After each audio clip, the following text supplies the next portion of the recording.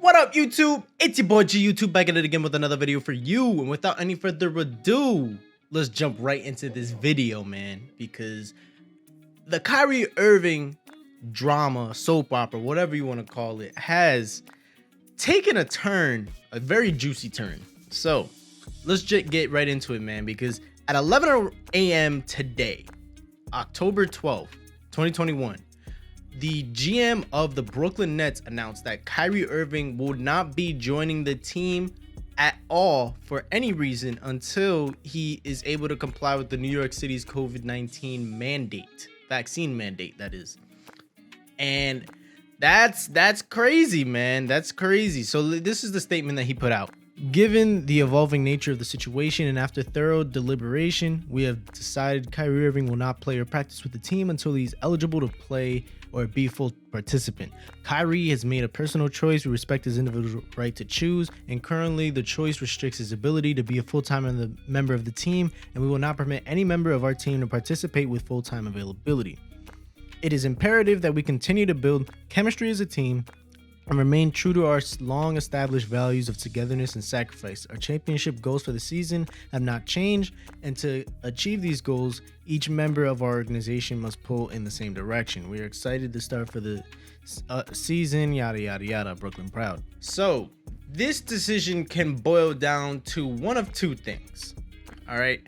One, that it is a legitimate basketball reason to put him on the sideline if you're not going to be able to be available for more than half the time, because he's going to miss 43 regular seasons, all the home games that they're playing, and the two that they're playing against the Knicks this season as well. So he's missing 43 games in total. And the fact that he cannot practice with them in their home court that is in an indoor facility. So you're not going to have any chemistry there. You're not going to be able to really develop the plays or the play style that you want, you know, in order to get a feel on the court. You're only going to be playing in away games. So that's a legitimate basketball reason to sit him out for the entire season and not have him play at all. And on the other hand, the other situation that you could have, because I said of one of two, is that the owner and the GM are trying to put Kyrie in a corner, basically, and have him get the vaccine so that way he can play for the whole season. So I will just say this. I'm a pro-vaccine person. We're not going to make this super political. We're here to talk basketball. But I think it's okay to get the vaccine. But I also understand being a black person in America, and you should search it up. It's pretty interesting stuff if you already don't know. It's a pretty open book how black people are treated by the healthcare system in America. It's crazy. But I understand why people will be hesitant, especially people of color, to get the vaccine from the American healthcare system. At this point, it's just so wild to me. Let's pivot here a little bit. So a lot of people are saying, "Oh, trade Kyrie, trade Kyrie." Why would you want to trade Kyrie as the general manager, as the owner? Why in your right mind would you want to trade Kyrie? Not only would trading Kyrie be illogical, it would be straight out outrageous for the situation that they're in. For one, if you trade Kyrie to another team, that team's gonna get better. Even if Kyrie doesn't play for you, he's probably gonna play for them, because if they don't have a vaccine mandate, he's playing all the games that they're playing, except for, I think you can still go and play visitors, but I'm not sure. I'm not exactly sure how the vaccine mandate works for visiting teams or visiting players. I'm pretty sure you can play if you are a visitor. But if you're not, if you trade him, why would you trade him? You trade him to another Eastern Conference team that's gonna have to play you. They instantly get better, no matter who you trade for them, who they give up for them, for Kyrie. And if you trade him to a Western Conference team, that team instantly gets better as well. And you lose one of your star players. Why would you want to trade him? That makes no sense to me. There's a way to deal with this situation, and probably backing him up into a corner, whether you're free choice, free that, whatever.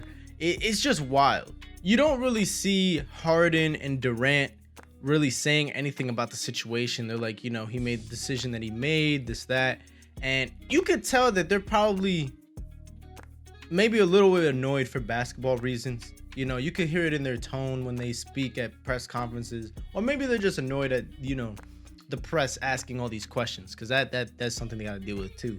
All those damn questions from the press, the stupid ones too. But what I'm saying is, I don't know. It seems like they understand and they empathize or sympathize with him, but at the same time they're like, damn man, like we're supposed to be the three-headed monster, and now the organization has made this decision for the reason that they made it, one of those two reasons, and we can't even move forward with you. So I understand what their frustration may be.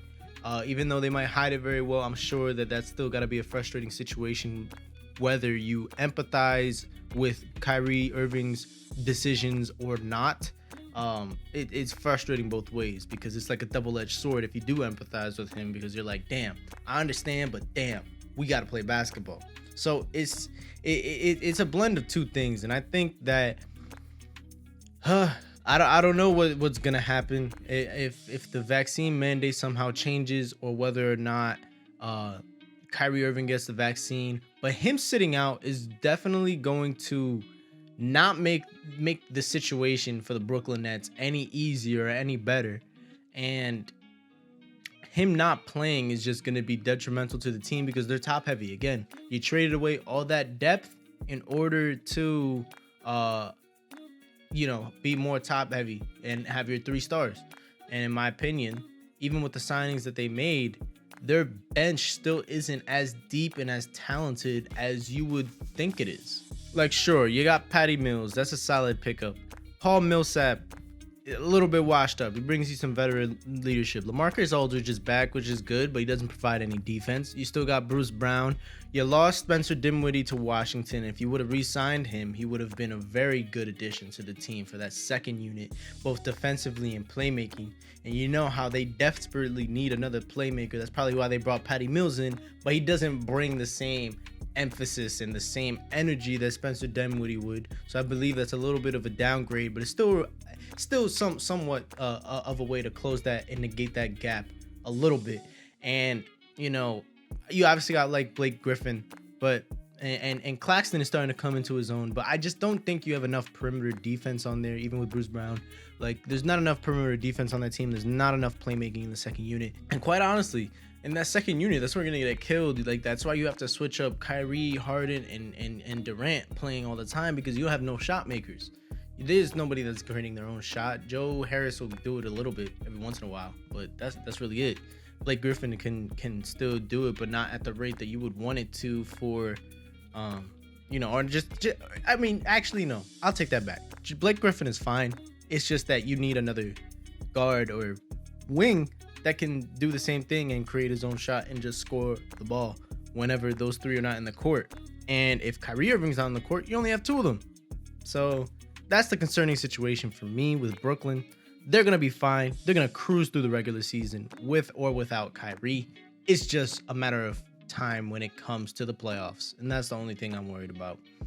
So, well, there's nothing else really to say about this Kyrie situation. I'm not going to beat a dead horse after this. So whenever there's an update on it, I'll probably talk about it again. But I'm not going to sit here and keep talking about the same thing over and over again, because we basically just ran through the whole thing.